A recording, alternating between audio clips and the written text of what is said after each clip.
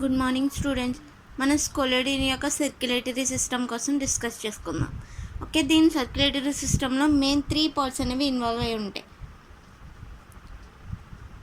Circulatory fluid,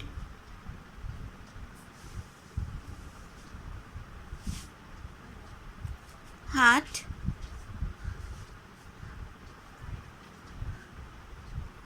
and veins. ఈ parts అనేవి దీని సర్క్యులేటరీ సిస్టంలో ఇన్వాల్వ్ అయి ఉంటాయి. ఓకే, దీని సర్క్యులేటరీ ఫ్లూయిడ్ వచ్చేటప్పటికి బ్లడ్ అనేది దీని సర్క్యులేటరీ ఫ్లూయిడ్.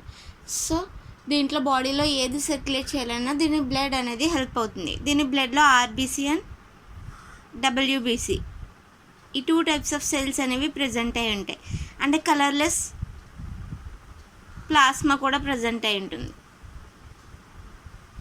ఓకే, అండ్ ఇందులో పిగ్మెంట్ అనేది ప్రజెంట్ అయి ఉంటుంది. బట్ అది ఓన్లీ ఆర్బీసీ సెల్స్లో మాత్రమే ఉంటుంది. పిగ్మెంట్ బ్లడ్ అంతా ఉండదు, only RBC cells also called as erythrocytes. ఎర్ర రక్త కణాల్లో మాత్రమే బ్లడ్ అనేది ఉంటుంది. దీంట్లో పిగ్మెంట్ అనేది ఓన్లీ ఎర్ర రక్త కణాల్లో మాత్రమే ఉంటుంది. ఇంకా బ్లడ్లో ఏ పార్ట్లోనే ఉండదు. దీని ప్లాస్మా కూడా కలర్లెస్గా ఉంటుంది. హిమోగ్లోబిన్ అనేది ఓన్లీ ఆర్బీసీ సెల్స్లో మాత్రమే ఉంటుంది. దీని ఆర్బీసీ సెల్స్ అనేవి ఓవెల్ షేప్లో ఉంటాయి. అండ్ దీంట్లో న్యూక్లియస్ కూడా ప్రజెంట్ అయి ఉంటుంది. అంటే డబ్ల్యూబీసీ సెల్స్ అనేవి ల్యూకోసైట్స్ అని కూడా పిలుస్తాం. డబ్ల్యూబీసీలో మనకి అమీబాయిడ్ సెల్స్ కూడా ఉంటాయి. అమీబాయిడ్ సెల్స్ స్ట్రక్చర్ కూడా ఉంటుంది. What is main by amoeboid cells? దాని స్ట్రక్చర్ని చేంజ్ చేసుకుంటాయి. సో వైట్ బ్లడ్ సెల్స్ అనేవి దాని షేప్ని చేంజ్ చేసుకోగలరు. సో ఈ 3 పార్ట్స్ అనేవి బ్లడ్లో ప్రజెంట్ అయి ఉంటాయి. అంటే ప్లాస్మా అనేది కలర్లెస్ ఫ్లూయిడ్ అనేది. ఓకే, దీని హార్ట్ స్ట్రక్చర్ వచ్చేటప్పటికి హార్ట్ అనేది వెంట్రల్ సైడ్ లొకేట్ అయి ఉంటుంది దీని బాడీలో. అంటే ఒక ట్యూబ్ షేప్లో ఉంటుంది దీని హార్ట్ వచ్చేటప్పటికి. దీంట్లో వెయిన్స్ అనేవి ప్రజెంట్ అయి ఉంటాయి. ఈ వెయిన్స్ ఏం చేస్తాయంటే బాడీ అంతా బ్లడ్ని సర్క్యులేట్ చేస్తాయి డిఫరెంట్ బాడీ ఆర్గన్స్కి. సో హార్ట్ స్ట్రక్చర్ కోసం డిస్కస్ చేసుకుందాం. ఇది స్కోలెడిన్ యొక్క హార్ట్. దీంట్లో ఆరికల్ అండ్ వెంట్రికల్ 2 పార్ట్స్ ఉంటాయి. సో వెంట్రికల్ వాల్ అనేది చాలా థిక్గా ఉంటుంది. అండ్ ఆరోటా కూడా ప్రజెంట్ అయి ఉంటుంది. అండ్ వెయిన్స్ అనేవి ప్రజెంట్ అయి ఉంటాయి దీని బాడీలో, దీని హార్ట్లో. దీని హార్ట్లో 3 రిసీవింగ్ పార్ట్స్ అనేవి ప్రజెంట్ అయి ఉంటాయి అండ్ 2 ఫార్వర్డింగ్ పార్ట్స్. సో ఇవి రిసీవ్ చేసుకోవడానికి, అంటే బ్లడ్ని రిసీవ్ చేసుకోవడానికి అండ్ బ్లడ్ని ఫార్వర్డ్ చేయడానికి హెల్ప్ చేస్తాయి. అండ్ ఇంకా ఏంటంటే దీని హార్ట్ అనేది వెంట్రల్ సైడ్ లొకేట్ అయి ఉంటుంది. అంటే గిల్స్ పౌచెస్ ఉంటాయి కదా, దీని రెస్పిరేటరీ సిస్టంలో మనం గిల్ పౌచెస్ గురించి డిస్కస్ చేసుకున్నాం. ఆ పౌల్స్కి మిడిల్లో ఇది లొకేట్ అయి ఉంటుంది దీని హార్ట్ అనేది. ఓకే, దీని హార్ట్లో ఉండే రిసీవింగ్ ఛాంబర్స్ అంటే రిసీవింగ్ పార్ట్స్ కోసం డిస్కస్ చేసుకుందాం.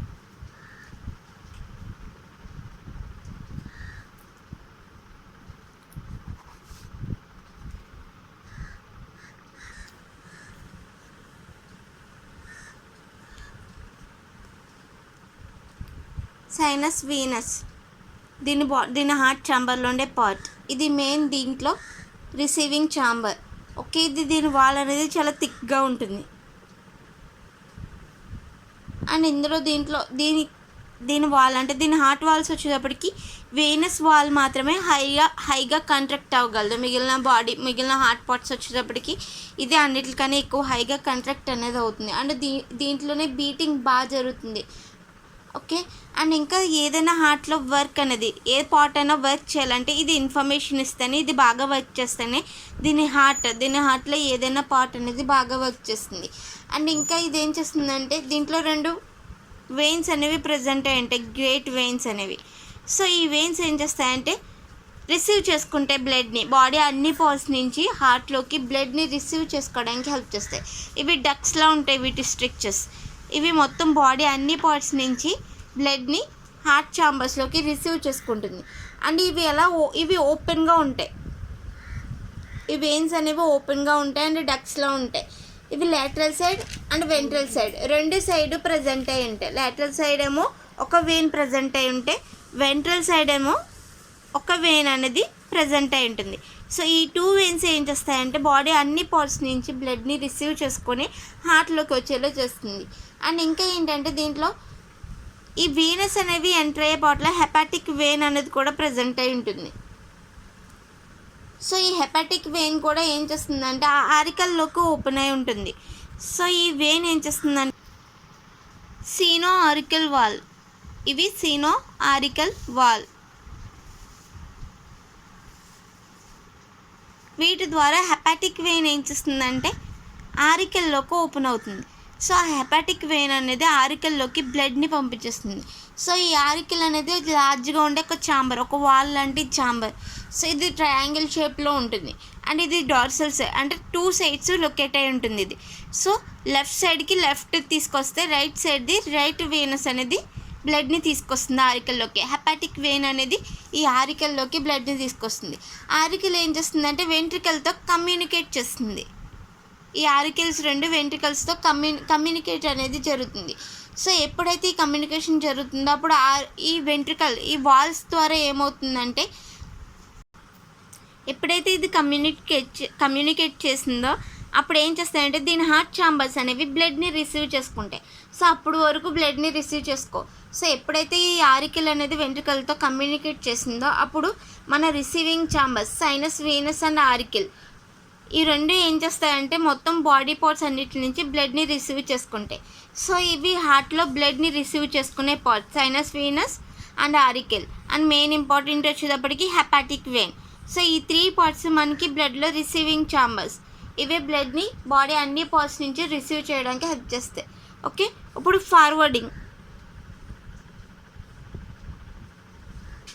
బ్లడ్ని ఫార్వర్డింగ్ చేసే పార్ట్స్ వెంట్రికల్స్. ఈ వెంట్రికల్ దగ్గర ఏంటంటే మనకి ఒక వెయిన్ అనేది ప్రజెంట్ అయి ఉంటుంది, ఒక ఆర్టరీ, అది కోనస్ ఆర్టరీ. సో ఇదేం చేస్తుందంటే మనకి వెంట్రికల్ వాల్స్ అనేవి చాలా థిన్గా ఉంటాయి. అండ్ ఇంకా ఏంటంటే దీంట్లో చాలా మజిల్స్ అనేవి ప్రజెంట్ అయి ఉంటాయి. సో ఈ ఆర్టరీ కోన్ ఏం చేస్తుందంటే ఏదైతే బ్లడ్ అనేది బాడీ హార్ట్లోకి వచ్చిందో హార్ట్లోంచి ఈ ఆర్టరీస్ ఏం చేస్తాయంటే ఫార్వర్డ్ చేస్తాయి బ్లడ్ని. సో ఇవి ఫార్వర్డింగ్కి ఆర్టరీ అనేది యూజ్ అవుతుంది, రిసీవింగ్కి వేనస్ అనేవి యూజ్ అవుతాయి. Okay, next main heart function ఏంటి? డిఆక్సినేటెడ్ బ్లడ్ని అన్ని పార్ట్స్ నుంచి కలెక్ట్ చేసి ఏరియేషన్ కోసం ఆక్సినేటెడ్ బ్లడ్ని గిల్స్లోకి పంపిస్తుంది. సో దీని హార్ట్ చేసే మెయిన్ ఫంక్షన్ అదే. సో దీంట్లో మెయిన్ 2 సిస్టమ్స్ అనేవి ప్రజెంట్ అయి ఉంటాయి దీని హార్ట్లో.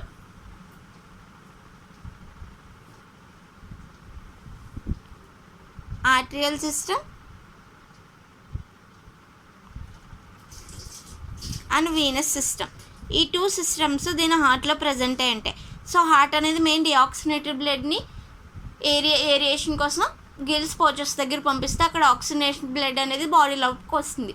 సో మెయిన్ ఈ 2 సిస్టమ్స్ హెల్ప్ ద్వారానే దాంట్లో ఆక్సినేటెడ్ అండ్ డిఆక్సినేటెడ్ బ్లడ్ అనేది సర్క్యులేషన్ అనేది జరుగుతుంది. అదే arterial system and venous system. Arterial system కోసం డిస్కస్ చేసుకుందాం. ఆర్టరియల్ సిస్టమ్ అనేది మెయిన్ 2 టైప్స్ కింద డివైడ్ అయింది.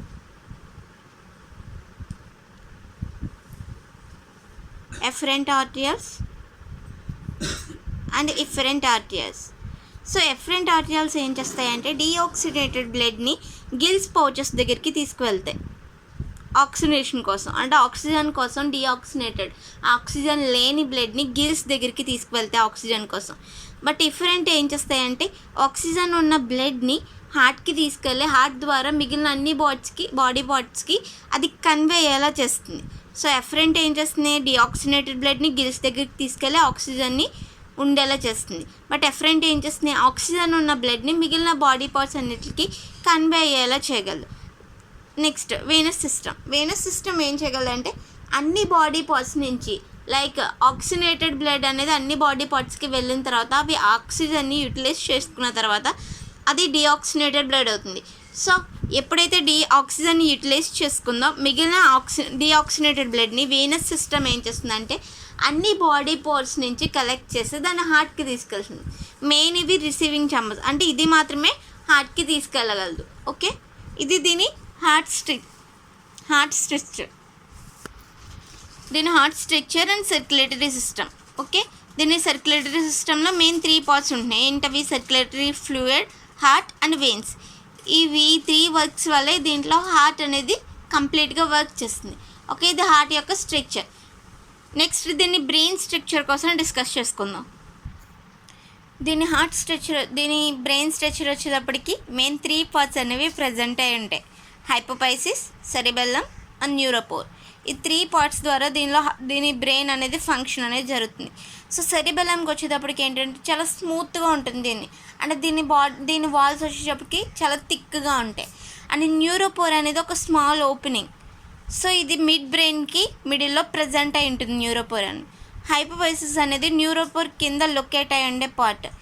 ఓకే, దీని డైన్సెఫ్లాన్ అనేది ముందుగా ప్రజెంట్ అయ్యి ఉండే పార్ట్. ఇవి దీని బ్రెయిన్ స్ట్రక్చర్లో ఉండే పార్ట్స్. సో ఎప్పుడైతే ఇన్ఫర్మేషన్ పాస్అవుట్ చేయాలో దీని నర్వ్స్ అన్నీ మెయిన్ న్యూరోపోర్ దగ్గరికి తీసుకొస్తాయి. సో ఈ న్యూరోపోర్ అనేది దీని బ్రెయిన్లో బాగా వర్క్ చేసే పార్ట్. నెక్స్ట్ సెరిబెల్లం ద్వారా ఈ ఇన్ఫర్మేషన్ అనేది మిగిలిన పార్ట్స్కి న్యూరాన్స్ ద్వారా ట్రాన్స్పోర్ట్ అయ్యేలా చేయగలదు. సో దీంట్లో పై వైపు ఉండే డైన్సెఫ్లాన్ పార్ట్.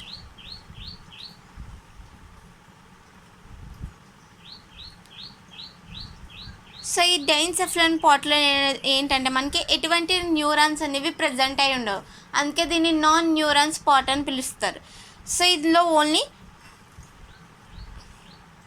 కొరాయిడ్ ప్లెక్సిస్ అనేవి మాత్రమే ప్రజెంట్ అయి ఉంటాయి, బట్ ఎటువంటి న్యూరాన్స్ అనేవి ప్రజెంట్ అయి ఉండవు.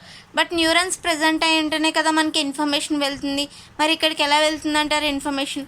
ఈ కొరాయిడ్ ఫ్లెక్సెస్ ద్వారా ఇన్ఫర్మేషన్ అనేది వెళ్తుంది. దీంట్లో డైన్సెఫ్లాన్లో ఎటువంటి న్యూరాన్స్ అనేవి ప్రజెంట్ అయ్యి ఉండవు. సో ఎప్పుడైతే బాడీలో ఇన్ఫర్మేషన్, అంటే ఏదైనా స్టిమ్యులై అయినా సరే, బయట నుంచి ఏదైనా ఇన్ఫర్మేషన్ అయినా సరే దీని సెన్స్ ఆర్గన్స్ ఏం చేస్తాయంటే న్యూరాన్స్ ద్వారా ఇన్ఫర్మేషన్ని న్యూరోపోర్ దగ్గరికి తీసుకొస్తాయి. సో న్యూరోపోర్ అనేది సెరిబ్రమ్, హైపోఫైసిస్ ద్వారా మిగిలిన బాడీ పార్ట్స్ అన్నిటికి ఇన్ఫర్మేషన్ వెళ్ళేలా చేస్తుంది. సో ఈ విధంగా దీని బ్రెయిన్ అనేది ఫంక్షన్ అవుతుంది. అంటే దీని సెరిబ్రమ్లో ఉండే సెరిబ్రమ్ కూడా చాలా స్మూత్గా ఉంటుంది. దీని వాల్స్ ఎలా ఉంటాయి? చాలా థిక్గా ఉంటాయి. సో దీంట్లో ఇదే బాగా వర్క్ చేసే పార్ట్. సో దీని మిడ్ బ్రెయిన్ కూడా చాలా థిన్గా ఉంటుంది, చాలా స్మాల్ స్ట్రక్చర్ దీని మిడ్ బ్రెయిన్ అనేది. సో దీంట్లో బాగా న్యూరోపోర్ అనేది ఇన్ఫర్మేషన్ మొత్తం అన్నిటికీ తీసుకువెళ్ళగలదు. సో బాడీలో ఏదైనా స్టిమ్యులై జరిగినప్పుడు ఇన్ఫర్మేషన్ ఫస్ట్ వచ్చేది న్యూరోపోర్ దగ్గరికి వస్తుంది. సో ఇన్ఫర్మేషన్ ఎప్పుడైతే న్యూరోపోర్ దగ్గరికి వచ్చిందో అది సెరిబ్రమ్ని యూటిలైజ్ చేసుకుని దీన్ని బాడీ అంతా ఆ ఇన్ఫర్మేషన్ వెళ్ళేలా చేస్తుంది. ఇది దీని బ్రెయిన్ స్ట్రక్చర్. ఓకే, స్కొలేడియన్లో హార్ట్ అండ్ బ్రెయిన్ స్ట్రక్చర్ కోసం ఇప్పుడు మనం డిస్కస్ చేసుకున్నాం. మెయిన్ దీంట్లో ఏమేమి సిస్టమ్ కోసం డిస్కస్ చేసుకున్నాం మనం? Digestive system, respiratory system, circulatory system and function of brain. So వీటి గురించి మనం మెయిన్ స్కొలేడియన్లో డిస్కస్ చేసుకున్నాం. అండ్ స్కొలేడియన్ యొక్క external characters and internal characters, అంటే దాంట్లో ఉండే బాడీ ఆర్గాన్స్ కోసం, బాడీ స్ట్రక్చర్, అంటే దాని బాడీ ఎలా డివైడ్ అయింది అన్నిటి కోసం మనం డిస్కస్ చేసుకున్నాం. ఓకే, ఇది స్కొలేడియన్ యొక్క చాప్టర్.